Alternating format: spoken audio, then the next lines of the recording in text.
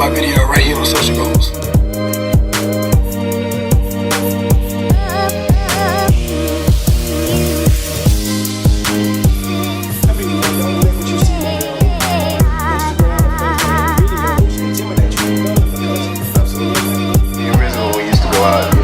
Say one thing before we start the show too. If you're not having a good time, if you're not having a good time, you're wasting your time. You say that every night. Situationships, and all things. Thank you so much.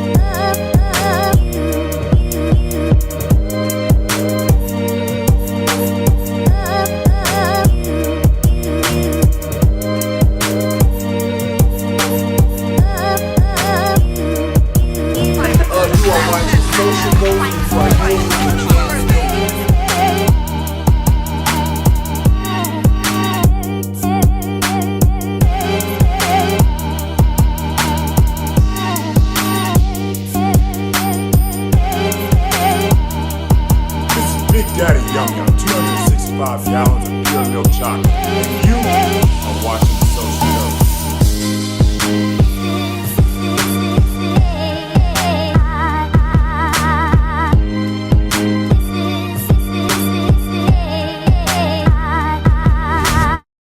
Hello, everyone. Welcome back to our Winning Wednesday, and welcome back to Eve Speaks Podcast, a Social Coach production. I am your host, Carolyn DeShaun, and I want to thank everyone for tuning in, whether you're watching us live here in the lovely establishment of Social Goats, or you are watching the replay. Thank you, thank you, thank you. If this is your first time here at your number one empowerment podcast, I welcome you, and I want you to get comfortable. Come on, join and be a part of the community where every voice empowers and your voice matters, your story matters right here at Eve Speaks. We are in our series, The Unside. And I know if this is your first time here, you're like, what is that all about? Well, we're going to get into it. This is where we have unshakable faith. We are an unstoppable force with an unbothered mindset. It's a lot going on in the world and a lot to be bothered by, but we're unbothered and we're living unapologetically. So this is our final episode. However, in this series, if you have not seen episode 1 and 2, go on over to YouTube, subscribe, but watch episodes 1 and 2 so you can be in tune with what's going on with us and where Eve Speaks is headed. I'll just give us a quick recap of weeks 1 and 2. In week 1, we unlearned. We unlearned our beliefs, attitudes, some traits that we may have, whether they be generational, cultural, or even traditional, but they no longer fit who we are or who we are becoming. We've unlearned, okay? So not everything that we were taught, not everything that we learned was meant to be kept. It wasn't meant to take us, through life. And just because something was good for my mom or my dad, that doesn't mean it was good for me, because purpose is not one size fit all. It's customized. That was week 1. And that in and of itself is not all of week 1. So you definitely have to go back and listen. In week 2, now this is where I really had to dig my heels in here in week 2, because week 2 taught us to be. We don't have to conform to our environment and its expectations that our environment sometimes place on us, but we are to be transformed by the renewing of our mind, like the word tells us. So I really leaned into week 2, and I hope you will too, because we try to be everything to and for everyone, all the while forgetting to be who God has called us to be. I am so guilty of that. If I get the call, I'm going to try to fulfill the request or the demand. And sometimes we have to have a strong no, Sometimes we just have to put it out there that we just can't be everything for everybody. So in week 2, I went from striving to being, realizing that I'm already her. And I honor every responsibility from a different perspective now because I am both becoming and being. We oftentimes have grace for everyone else, and we rarely have grace for ourselves. So, in this moment, in week 2, I had to learn to have grace for Carolyn. That's right. I know. Take it all in. I had to have grace for myself because I was trying to force things that no longer fit. And in the unlearning of week 1, I had to just become uncomfortable and settle in that discomfort. Becoming is a process, and it's our process, and being is our posture. As we become, we go through development. We shed things, and we may lose people, we may lose our fake identity, those false purposes, the things that we have like just become accustomed to are taken on just to be, right?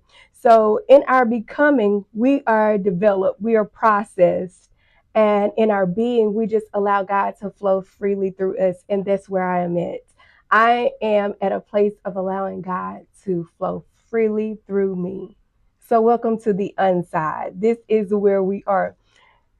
If we look in the Bible, we'll see so many people that experience an unside. And one that stood out to me throughout this process or this series was Paul. Paul had to go through a transformation, just like we are going through a transformation.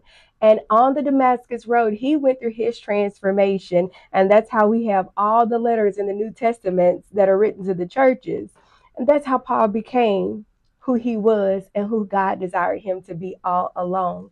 And that's where I am. So I have a question. What can come through you if you allow God to flow freely through you? If you allow God to process you? What are you limiting yourself on by not becoming, by not getting rid of or unlearning those behaviors or attitudes or traits that's been handed down from generation to generation? What are you limiting yourself in? Just taking on the cultural norm, so to speak. Everybody else around me is doing it, so I'm going to join in and do it as well. That puts a limit on us. That boxes us in because there's so much more to us. And again, purpose is not one size fits all. It's customized and tailor made for you. We can tell that according to Jeremiah 29:11, when he says, God tells us, he knows the thoughts he thinks towards us, right? And that's thoughts of hope, purpose, of future. So your hope and your purpose and your future is not mine, and I can't live in anybody else's. It's customized just for me. So now that we're called all the way up, week 1, we unlearned. Week 2 was being. And this, our final week, we are detaching. Detaching from what keeps pulling us back. I'll just let that sit right there for a minute because we all know that every time we try to move forward, something pulls us back. And pulls us away from our alignment. So this season is calling you and I out. This season had my name all over it, and it called me out. It put me on what the kids say, Front Street. I was on blast, and I had to look at myself. I had to get in the mirror. So it's had me to reshape the identity that I was living in, so to speak. I've been called out, and I've been called upward. And this is where we press towards the prize of the high calling of God in Christ Jesus, according to Philippians 3:14. I say that because there's something greater for us, but I heard Pastor Mike say of Rock City Church, God can't bless who you pretend to be. So in this pressing, in this detaching to align, you can't pretend to be anybody else. Again, we are losing that fake identity. We are losing that false purpose and stepping into who we were called to be, aligned to be, and we are accepting it fully and wholeheartedly. So we are accepting that some things aren't meant to be healed and carried. I know that hurts. It hurt my feeling too because I want to fix everything. I'm a fixer. I want to make it right. I want to take it with me. Some people, I want to fix them. I want to make them right and take them with me. But we often know that some people don't have the desire to change. So you can't do that. We often want God to fix our situations with our solutions. I've been there. God, I want you to do this, and this is how I want you to do it, telling him as if he doesn't know, as if he doesn't have a plan. And as if his plan isn't greater than I can ask, think, or imagine. But we do. We often want God to fix our situations with our solutions.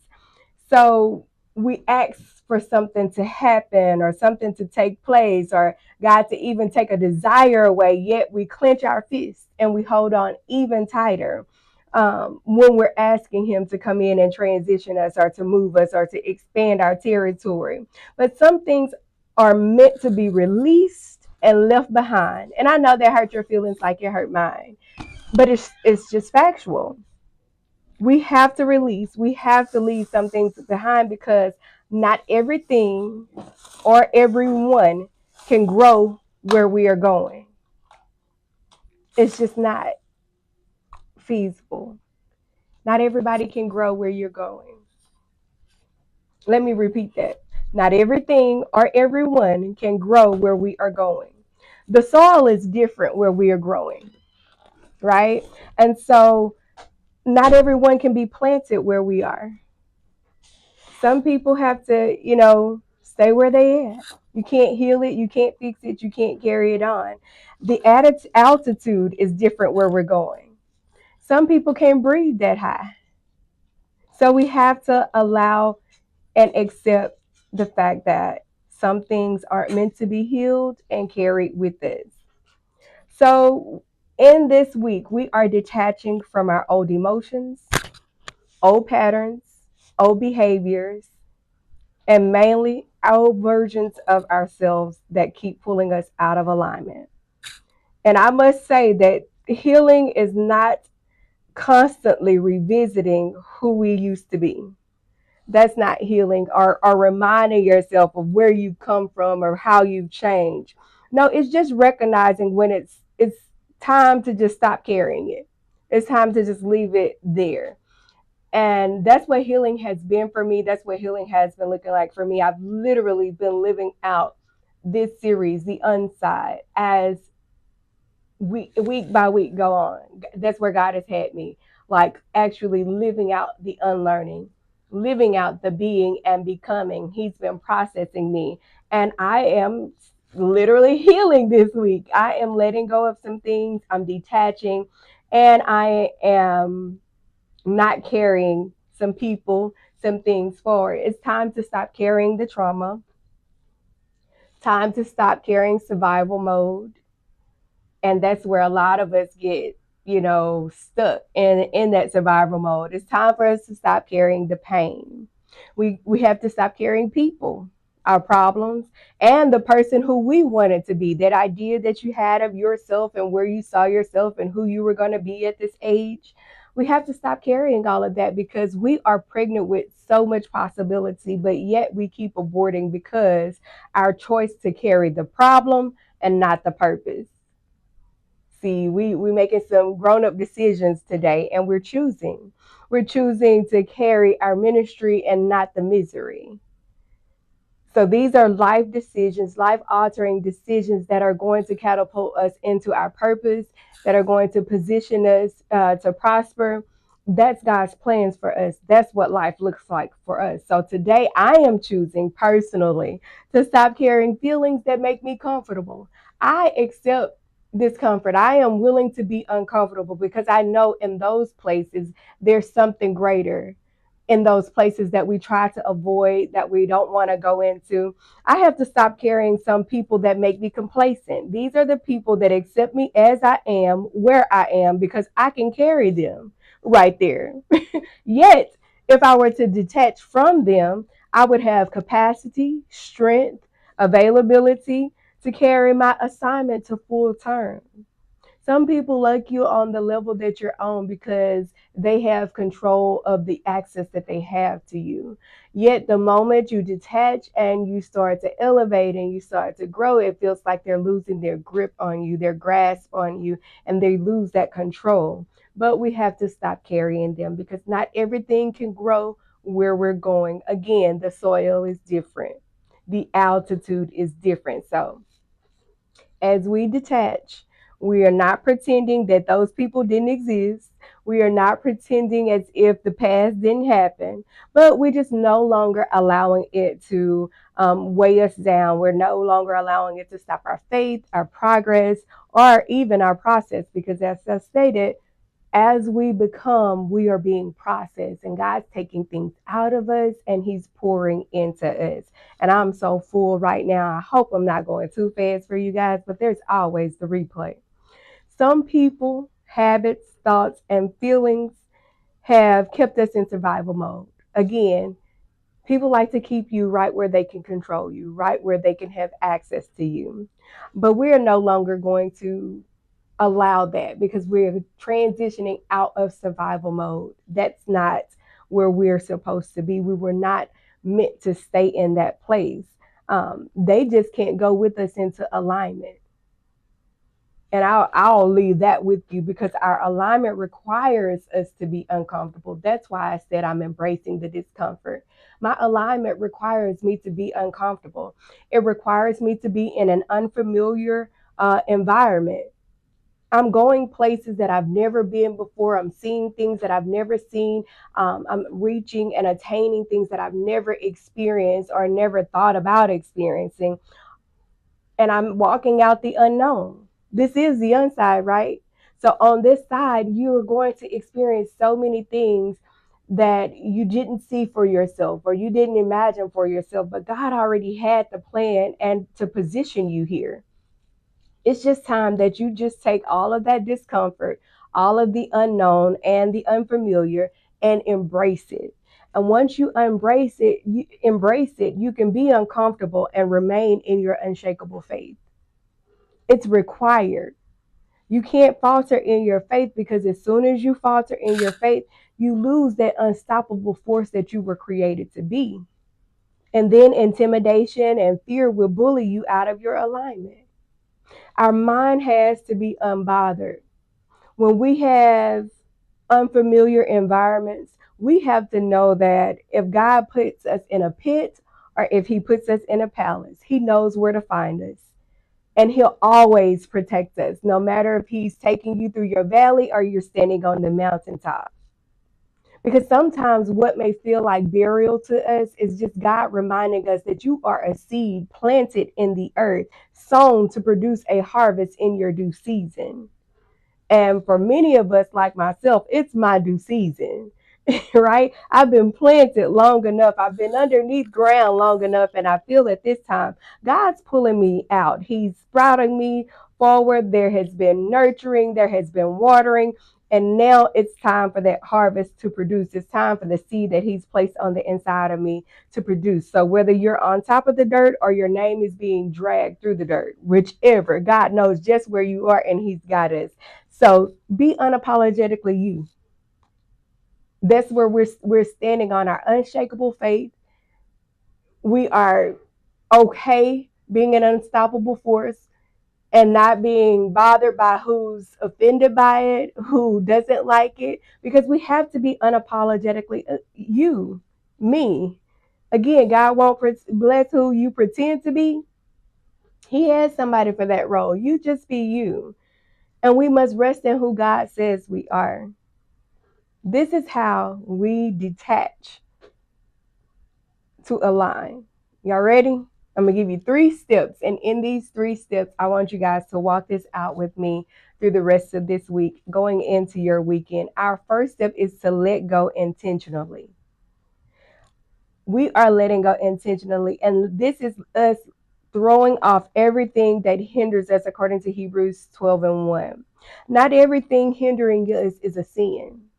Some hindrances are things, some are people, and they are just simply weights weighing us down. But we must meaningfully detach, meaning that you have the intention that this is it. This is as far as I can go with this situation, with this person, with this job, whatever your thing may be.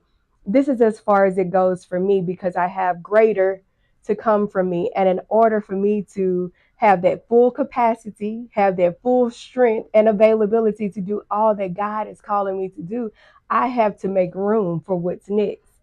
The second thing we're doing is leaving our old self behind, according to Ephesians 4:22 and 24 through 24. This empowers us to put off our old self and put on our new self. I shared in week 2 that I'm becoming unrecognizable to those that once saw me as so familiar, and I came on here with a different hair color. Everything just popping out on y'all. However, I'm becoming unrecognizable because I'm living in my truth. I'm living who I am. I'm living who God has called me to be. And it's not attached to a hair color. It's not attached to my glasses, because I don't have those on today either. However, it's something within. I say all the time how my son Jaden, you know, he'll put something on and I'll be like, boy, you all right now, watch out. And he'll tell me, Mama, it's not what's on me, it's what's in me. So I am taking on my son's unbothered mindset of it's not what's on me, it's what's in me. And I'm putting off my old self, that person that was, seeking approval, validation, all of those things. I'm putting on my new self because I'm already her. You are already him. We're going to stop forcing ourselves to be who was their comfort, their approval, their expectation, their complacency. We're detaching from that today. I know we're making some big steps and big strides, but hey, we're doing it because 2026 has so much for us and we're not going to miss a beat. You hear me? I'm not going to let you. So I'm holding your hand now. And lastly, to detach to align, we are taking on Philippians 3:13 through 14. As I mentioned earlier, we are moving forward without constantly looking back. I know I'm guilty too. I walk away, put it in God's hand, pick it back up before I leave out the door, before the door can close good. We're forgetting what's behind us and striving towards, straining towards, pressing towards what's ahead of us. That's the goal. What's ahead of us. If anything behind us was meant for us, it would be with us. Say that. Tell yourself that, because I have to tell myself that. If anything behind me was meant for me, it would be with me. Anything, any job, any person, any of that. Now, detaching doesn't mean that we stop feeling, we stop caring, or we stop being. No, it just means that we stop allowing our old wounds to make our decisions. We allow our healed skin to just be that healthy. We don't go pick at the wounds, making scabs, all of that. Y'all know that nursing side comes in too. But our pain doesn't pick for us. Because when pain picks for us, it's always going to choose what's comfortable, what's familiar, and what tried to form us, what tried to shape us, what tried to mold us. So we're not allowing pain to pick for us. In week 2, I shared how Abram was told to leave what was comfortable, to leave what was familiar, and what formed his identity of who he thought he was becoming. He was told to leave his father's house, to become who God called him to be transformed to Abraham. His name was changed. That's how powerful the transformation was. Had he not left or been intentional about leaving and following God's instructions, had he looked back or been pulled back into what was familiar, we wouldn't have the evidence of what walking by faith is. Seeing Isaac, seeing the blessings on Abraham's life because he believed, because he trusted God, because he detached from his father and he moved forward in what God was calling him to do. Not only was he blessed, but look at how Lot was blessed. Some people are going to be blessed just because they're in close proximity to you, because they see you moving the way that you're moving and they're moving with you. So know that you're somebody's blessing. Somebody's blessing is attached to you. So you have to detach to move forward and get into alignment with God so that those that are connected to you can be also in alignment and move forward. Now, alignment is not perfection. I know I keep saying alignment, alignment, alignment. That's not perfection. It's living out who God says we are. And in that, you do have to strive. As I lived out week 1 and week 2, it reminded me of teaching my kids how to walk. How in the beginning, I would hold their hands, stand them upright, and beckon them to take one step at a time, one foot in front of the other.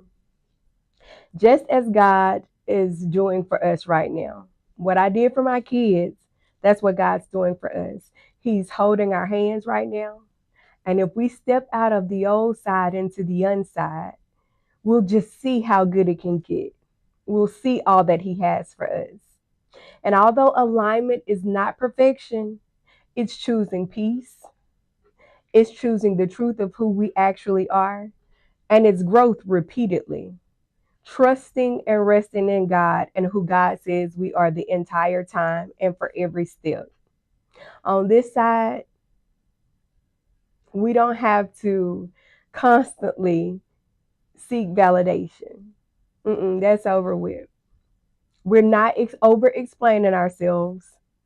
We're not reacting from a place of hurt because, again, we're coming out of survival mode. This is the end of survival patterns and fear-based decision making. When you know God gave you the vision and the dream and told you to move forward, yet you're waiting on approval, waiting on people to co-sign. They can't co-sign something they can't see. Their eyes aren't big enough for God's vision for you. So we're no longer making fear-based decision or limiting ourselves because of the fear, and definitely not returning back to who or what was. Our declaration today, y'all ready? Come on, you know we have a declaration, an affirmation, or something. This is the #1 empowerment podcast. Our declaration today is we release what no longer aligns with our lives and who we are. We release emotional patterns that keep us stuck. We're releasing behaviors that are rooted in fear, pain, and in survival. I feel so liberated, and I'm not even done, but I feel so liberated because I've said this and I've repeated this over and over again. I have, recited this looking into the mirror, still came in here nervous, but yeah, recited this looking into the mirror, and I honestly believe it.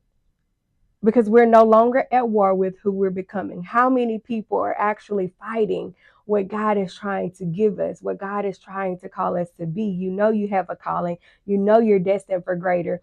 And you're at war with that because you don't want to go too high. You don't want to leave people alone. You don't know what's on the other side. Well, this is the unside. And you have to have unshakable faith over here. We're stepping out of our own way and into alignment. I'm posting this declaration because I want you to go back and say it. I want you to get it in your spirit. I want you to feel as liberated as I feel, and I want you to believe it. And sometimes it takes repeating it to believe it, right? So, with that being said, with me saying this over and over again, I came to the realization again that I am her. And I also realized that I cannot become who God called me to be while dragging who I wanted to be or who I used to be behind me. That's too heavy. It's too weighty. Again, some things I can't even look back at. Some things, some people, some situations, I can't even look back at because they must be left untouched and unseen so they can lose power over me. Some situations have power over you when you're constantly revisiting them and replaying them in your mind.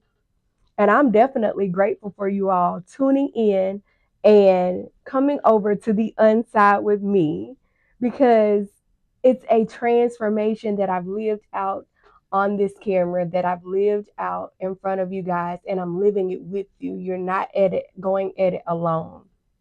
We are experiencing this together, and we cannot experience such a transformative series like the Unside without expansion or exploring the depths of Eve Speaks podcast.